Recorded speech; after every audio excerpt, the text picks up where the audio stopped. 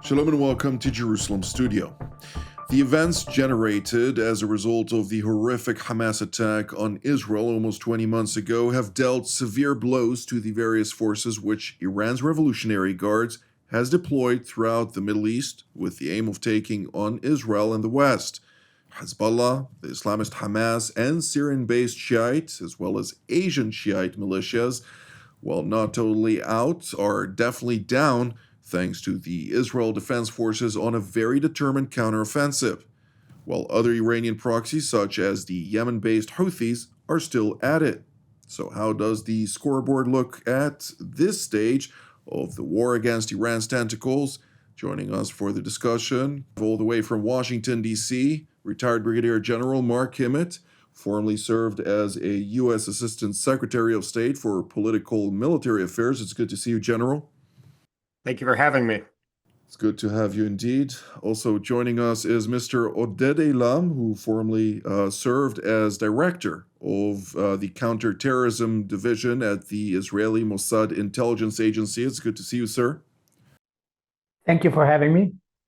It's good to have you as well. And last but not least, sitting in for Amir Oren is Colonel in Reserve, Reuven ben Shalom, who's a cross-cultural strategist and a long time part of TV7 in different capacities. It's good to have you, sir. Jonathan. Well, Colonel, when we're talking about the Iranian tentacles, of course, there are other terror elements throughout the Middle East, but nonetheless, let's start with focusing on that. What can you tell us right now? In a way, Iran's strategy has suffered a severe blow. But we tend many times in situations like this to think that we changed reality and now we brought them down and that we're going to change course. Now, Iran certainly is not changing course as far as their objective. This main tactic or strategy of theirs is not going to change. And they need to rebuild. Something that they have that we don't have is patience. We always want results now. We want a decisive victory. And they can say, okay, we will rearm and we will regroup and we'll build this and it will take 5 years and 10 years. What's the rush? So I think we don't see a strategic shift from that perspective, but certainly they are down now, which means that this can be utilized as far as an opportunity. The best example is probably Lebanon, maybe for a dramatic historic shift there, not only with Hezbollah, but also with Palestinian organizations. We see what's coming out of the Lebanese government. So maybe we can talk about how it's all different, but also at the same time all the same and how we're moving forward. Indeed. Well, General Kimmitt, when we're talking about the Islamic Republic of Iran, traditionally, we cannot expect it to just sit idly by or just capitulate. Naturally, it's going to try and reinvent itself and salvage what parts have remained within its various tentacles. Let's start with the Lebanese file, since Colonel Ben Shalom has already mentioned Hezbollah. How do you see this current situation evolve into new realities? Is there a chance to really project optimism for Lebanon without the Iranian influence as it was before, or are we expected to see a robust clash and efforts to revive the remainder of this Iranian proxy? Well, I've learned over the years never to bet on Lebanon. They never miss the opportunity, as we say about the Palestinians, to miss an opportunity. Look, it can never be, it has not been this good in the last 30 years inside of Lebanon, except for that small pause when the Syrians pulled out. The fact remains is that they've got a new president. There seems to be some sort of government coming together. There seems to be finally an anti-Hezbollah view inside of Lebanon, that it's no longer helping, but in fact hurting the country. The Lebanese army is in fact down in the south now, remarkably keeping the peace down there. I always remain pessimistic on Lebanon, but I would say if there is a chance, now is the chance. Mr. Eilam, I'd like to hear your take on this, since also Israel continues to remain vigilant and to vigorously enforce the ceasefire with sporadic targeted assassinations against Hezbollah terror operatives seeking to revive what little has been left within the southern part of Lebanese territory. Absolutely, we are taking now the right measures, ones that should have done many, many years ago. I just want to remind that the accord of ending or getting into the ceasefire was that Israel should implement the 1701 agreement, which means that any breach of agreement by the Hezbollah or other terror groups in Lebanon, Israel should first of all mention it to the combined force that right now the Americans and the Lebanese, and then try to deter and do all sorts of necessary measurements on the ground. But in fact, we target any sort of even a minor threat in Lebanon, and this should be implemented across the board. I want to say I'm a little bit more optimistic now than before, as the general said. And also, there is another key player who is right now in the arena and might have some major influence on the strategic level of Lebanon, and this is the Saudi. The Saudi are right now trying to get foot on the ground in Lebanon, in finance, in intervening with the local politics in order to eliminate, I wouldn't say annihilate, but eliminate all these factions and militias in Lebanon. I think they might have a positive role combined with our own government. To summarize, Colonel Ben Shalom? Like Trump says, we'll see what happens. I'm also on the side of optimism right now, mainly because I want to be optimistic. It's hard to see how this will work. I think the key is international intervention in a positive way. That includes France, or mainly France and the United States. That means we as Israelis are going to see a lot of help going to Lebanon, to the Lebanese armed forces, strengthen them. But just make sure that all this help and all these assets go into strengthening them in a positive way and bring down the negative elements. Well, U.S. envoy Morgan Ortega has her hands full right now when we're talking about the Lebanese portfolio. She is pushing very vigorously to see the necessary reform, also when it comes to corruption and other aspects, since Lebanon has issues with deep-rooted corruption within its institutions, something that it also has to take into consideration. I am also, like General Kimmitt, a little bit more pessimistic when it comes to Lebanon, hopeful nonetheless, but pessimistic since we saw the regional council elections where Hezbollah elements have won significantly, to include also members of other sects and religions in the sectarian composition of Lebanon that have managed to secure very large numbers in contrast to what was initially projected. So we'll have to wait and see. Let's move to the Syrian equation. When we're talking about before the fall of the Assad regime, the Iranian proxies were the supreme forces, so to speak, in most of Lebanese territory, to include also Liwa Fatimiyun and Liwa Zainibiyun, two factions that have been operating under the Islamic Revolutionary Guards, particularly with volunteers from Afghanistan and Pakistan, and other elements of various local Iranian forces that were operating under the Assad regime. But nonetheless, now we're seeing a vigorous approach, both by the United States, Israel, and also the jihadist elements within the Damascus regime and other jihadist organizations roaming free at this stage. We'll have to wait and see whether or not they will be kicked out from Syria at some point. But when you look at it, what is coming to mind? For me, it's like everything's up in the air, and we have to see where it falls. Also here, many of us want to be optimistic. Certainly President Trump wants to be optimistic, and his policy is in a way this kind of wishful thinking policy. I don't object to it, by the way. It could be a policy that says, okay, we'll give you all the chances you want and see what happens. But it's hard to believe that jihadists will change their long-time life agenda just because someone showed them they could have peace and harmony, because that's not what they seek. As far as Israel, for us, the playground of Syria was always very straightforward. We had the enemy, or as we said, the Syrians are on the fence. It's a very known Israeli term.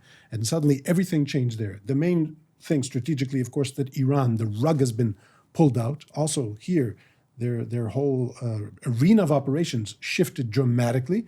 But here, by the way, they're not giving up on Syria. I think they're making their way to, or working their way back also to have that opportunity.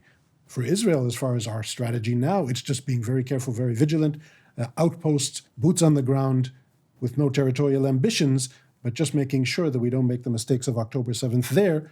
And again, hoping for the best, watching as the U.S. pushes this forward. General Kimmitt, your take on the Syrian portfolio. We do see that the Iranians having a hard time re-emerging as a player within that country, but nonetheless, there are other players currently trying to push back at that. Is that viable in the long run? Well, let's be clear. We've replaced in many ways a IRGC-supported Syria with a radical Islamist-based group running Syria. There still remains problems in the north, in the conflict between the Kurds and the Turks, in the west with the Alawis, in the south with the Druze, and of course those pesky Israelis, and we still have ISIS in the east. So this is a very unsettled area. I think just because there hasn't been any news coming out of Syria should not be interpreted as somehow they're focused internally to build their institutions, their liberal democracy, and their way forward. I think it's still pretty dangerous. The United States remains of the view that we'll judge you by your actions and not by your words. So it's still to be determined.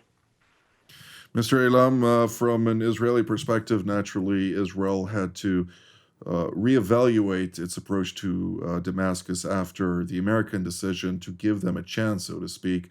But nonetheless, we're not oblivious to the fact that the people running Damascus today, A, do not control Syria.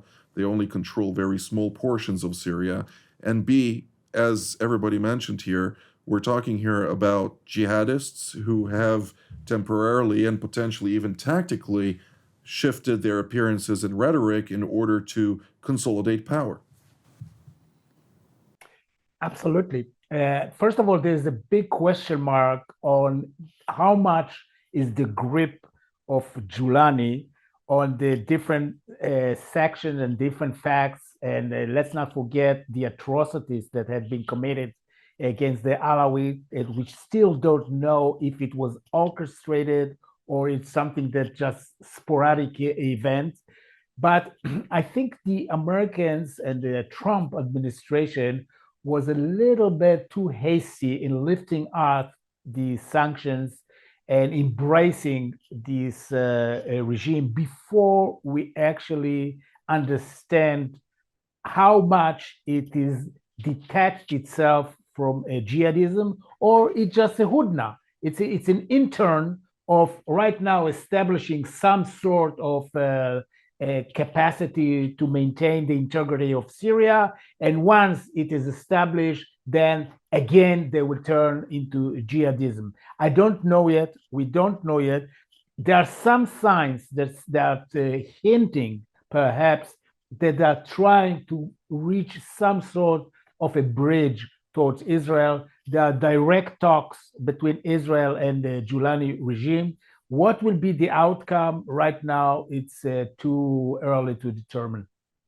Indeed. Well, Colonel Ben Shalom, one thing is clear: the two big losers when it comes to Syria are no other than the Russians and the Islamic Republic of Iran, since both have not been placed completely out. At least the Iranians have, but the Russians maintain a certain position in both Tartus and Latakia. Nonetheless, their capacity to exert influence in Syria has been limited drastically. Now, let's shift gears to Iraq. The Iranian proxies there under Hashd-e-Shabi, a umbrella organization of roughly 67 militias. Out of them, 46 are subject to the Islamic Revolutionary Guards Corps in different levels and affiliations, so to speak. Nonetheless, the Iranians are seemingly having a tough time maintaining their influence in light of the latest drastic shifts that occurred over the entire region. Even though you said that they have a rough time, I would argue that this is one of the only places that they still have a relatively good grip. Notice also from an Israeli perspective, most of this war, Iraq wasn't on the map for us. Once in a while it was mentioned as far as the Iranian-affiliated militias. When it popped up on the news, most Israelis say, like, what are they? What are they doing? Some drones even came out of there towards Israel once in a while, remember that. So for us, it's just part of this map now. Another point I would mention here is the American presence, or the importance of the American presence, talking a lot about pulling out forces or threatening to pull out forces perceived by Israel as very problematic. So again, from this perspective, I would argue that that presence and continue the pressure and the fight there is very important from our point of view. We keep saying that this is a 7-front war, maybe more than 7 fronts, but it is important to maintain our visual or peripherally visual to all of these arenas, and Iraq is one of the most important. Absolutely. General Kimmitt, I'd like to hear your take on that. Naturally, from Washington's perspective, Baghdad is important. Nonetheless, there are a number of challenges from the various subsets of the current regime in Damascus that continue to maintain certain loyalties to the Islamic Republic, and the influence of Tehran is quite apparent. What are we to take from that? And naturally, the United States has taken the forefront in dealing with the Iraqi portfolio since Israel decided to allow that to happen, of course, in ongoing talks with their American allies. And, of course, if the diplomatic course had failed, in retrospect, Israel would have acted quite decisively. Well, that's quite a mouthful, Jonathan. I think we need to sort of put it into a couple of key facts. The 46 factions that you're talking about, some are large, some are probably no more than a couple of guys with a flag behind them. They are being quiet right now, but I wouldn't call them quiet. I'd call them quiescent. Clearly, they're watching the nuclear discussions, and they have been threatening that if things don't go well, that they'll start acting up again. But the fact remains is that the U.S. will be leaving, but their presence in the South is marginal in any case. The vast majority of troops are up in Kurdistan, and they're going to be focusing on the Syria file for some time. The Hashd al-Shaabi inside of Iraq, the ones that are not under government control, are not a factor on the streets. They're not a factor in the government, and they're not a factor in any kind of violence, either against their own people or against the American presence. I don't know if that will change considerably if the Iranian talks fall apart. But again, this is not the same Hashd al-Shaabi under Iranian influence than it was when it was under the control of Qasem Soleimani. I still think most people understate the effect of the killing of Qasem Soleimani.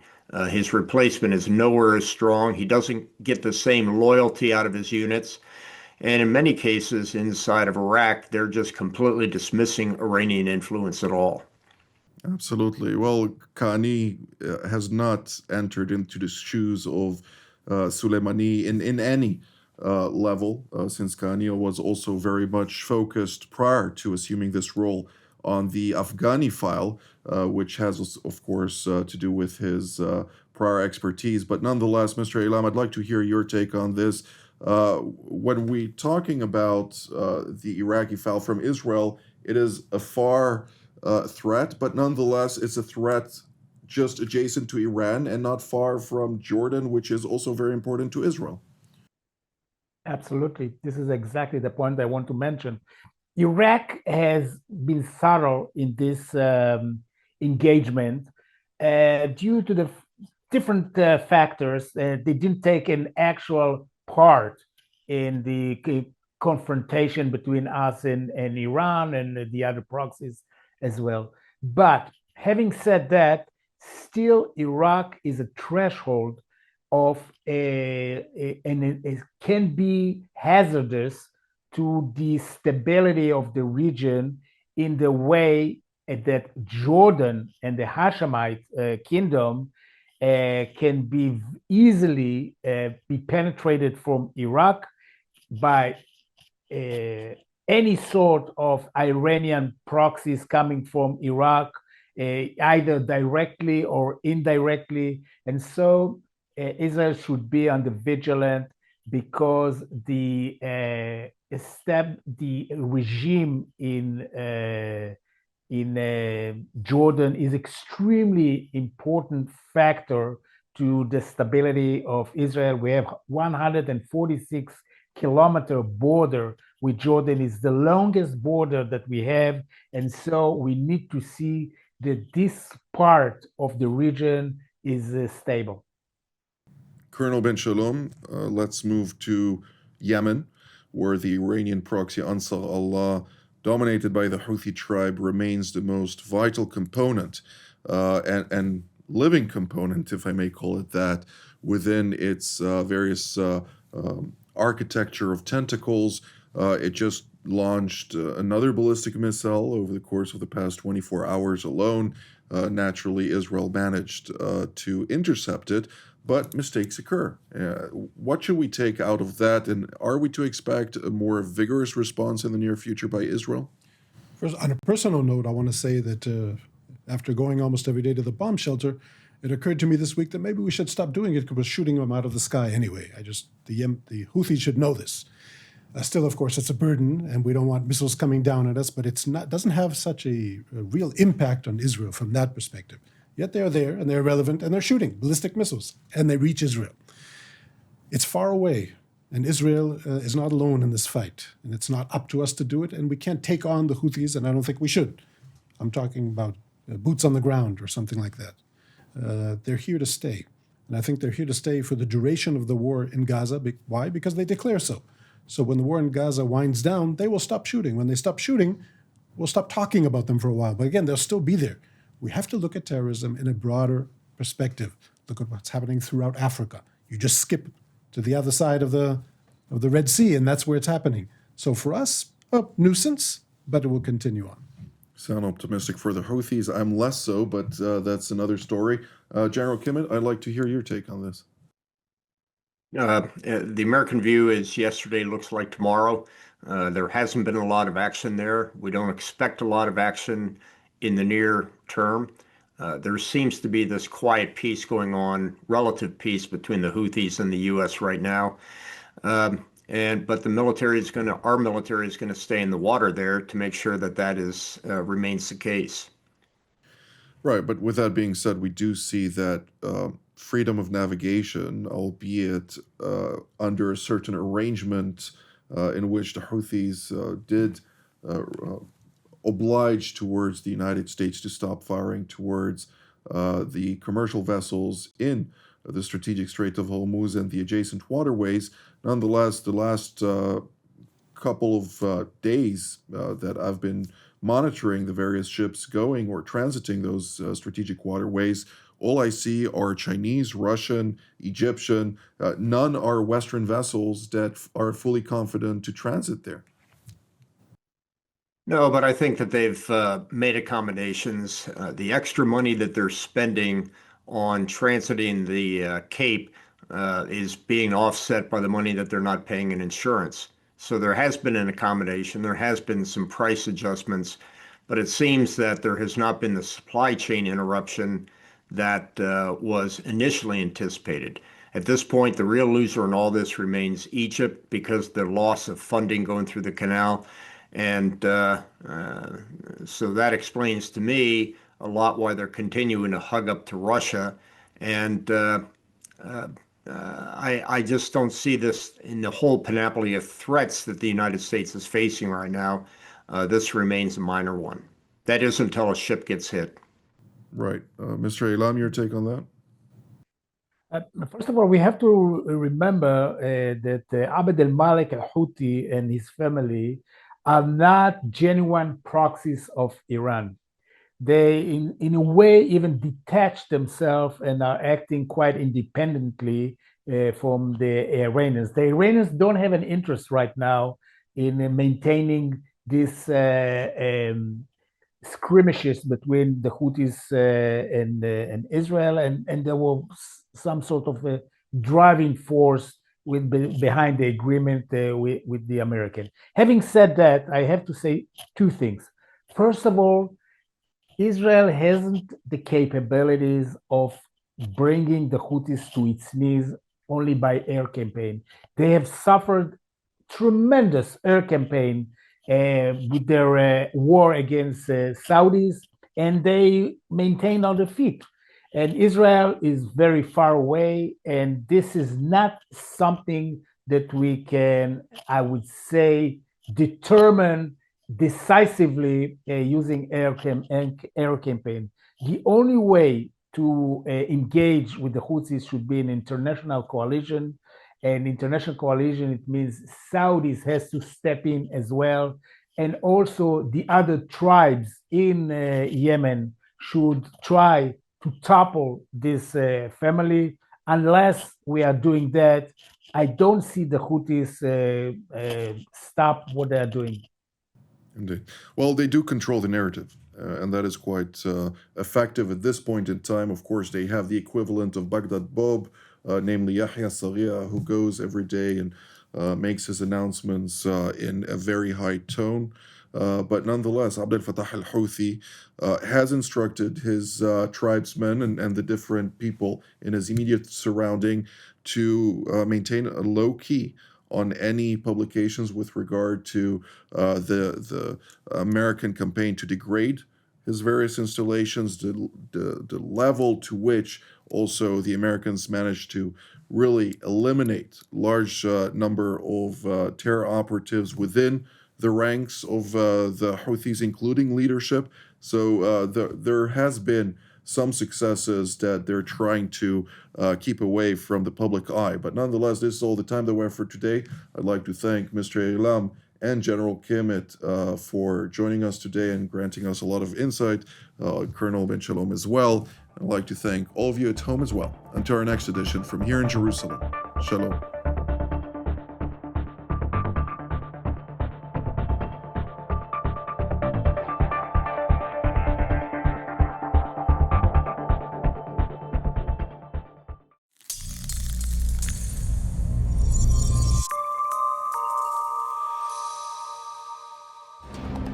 For more of TV7's productions and editorials, we invite you to visit our website at www.tv7israelnews.com.